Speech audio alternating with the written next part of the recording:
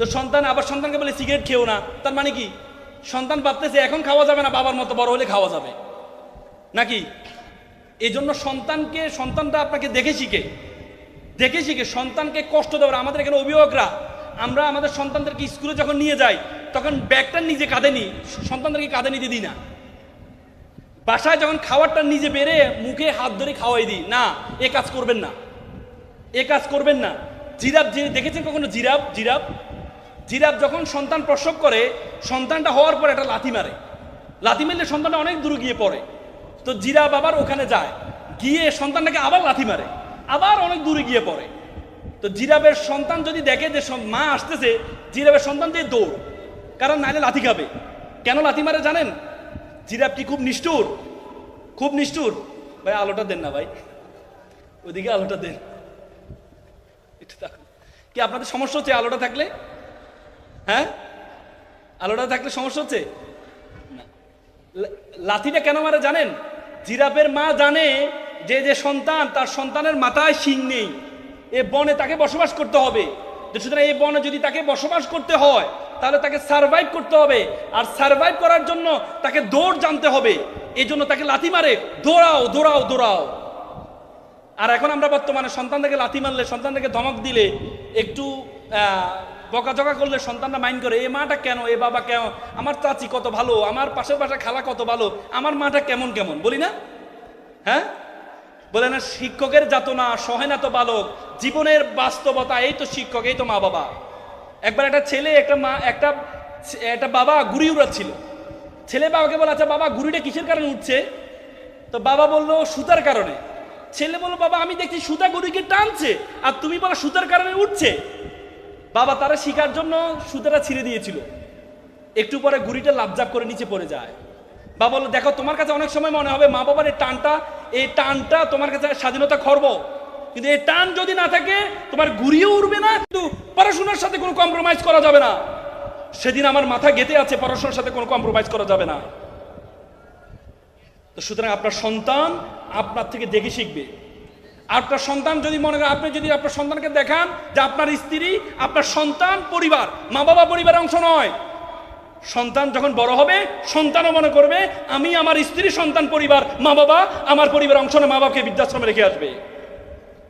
এই জন্য 3 প্রজন্মকে একসাথে রাখার চেষ্টা করুন। দাদা, বাবা, সন্তান একসাথে থাকার চেষ্টা করুন, দেখবেন এটা ফুলের বাগানে পরিণত হবে পরিবার। একাকিত্ব পরিবার নয়। এজন্য আমাদের দেশে বৃদ্ধাশ্রম বেড়ে গিয়েছে। কিছুদিন আমি ঢাকায় একটা বৃদ্ধাশ্রমে গিয়েছি। বৃদ্ধাশ্রমে গেটে বড় করে বৃদ্ধাশ্রমে দেয়ালে লেখা আছে, একটা মা লিখেছে, বাবা এবার ঈদে তোর বাড়িতে আমাকে একটু নিবি, বাবা এবার ঈদে তোর বাড়িতে আমাকে একটু নিবি। কত ভয়ঙ্কর বাক্য ব্যবহার করেছে, যে মা বাবা এত কষ্ট করেছে, সে মা বাবাকে আমরা বৃদ্ধাশ্রমে রেখে আসি। মেডিকেল সায়েন্স বলে একটা মা যখন সন্তান প্রসব করে, একটা মানুষ সর্বোচ্চ ব্যথা সহ্য করতে 45 ইউনিট, তার চেয়ে বেশি হলে সে হয়তো বেহুশ হয়ে যায়, না হলে মারা যায়। মা যখন সন্তান প্রসব করে তার ব্যথার নিচে 55, বলা হয় থেকে 30টা হাড় একসাথে ভাঙলে যেমন ব্যথা পায় তার চেয়ে বেশি ব্যথা পায় মা। সে মা বাবাকে আমরা বৃদ্ধাশ্রমে রেখে আসি। যে 2 বছর আমরা আমাদের মায়ের উপর নির্ভর থাকি, বলা হয় থেকে এই 2 বছর মা 6 মাস গড়ে 6 মাস ঘুমায় না, 24 ঘন্টা ঘুমায় না, 6 মাস, মানে যে পরিমাণ ঘুম নষ্ট হয় মায়ের। এই মাকে বড় হলে বৃদ্ধাশ্রমে রেখে আসি আমরা, এই মাকে বৃদ্ধাশ্রমে রেখে আসি। আমি একটা হাদিস পড়ছিলাম, খুব আমার চোখের পানি চলে আসছে।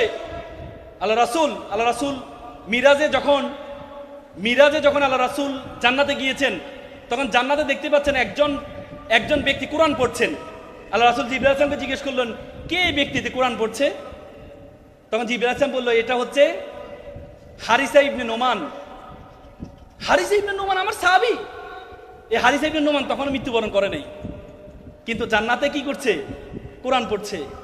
আল্লাহ রাসূল যখন যাওয়ার পরে আল্লাহ রাসূল হারিসা ইবনে নোমানকে ডাকলো, বলছে তুমি কি ইবাদত করো? তোমাকে আমি দেখতে পেয়েছিলাম তুমি জান্নাতে, তুমি কোরআন পড়ছো, তুমি এমন কি ইবাদত করো?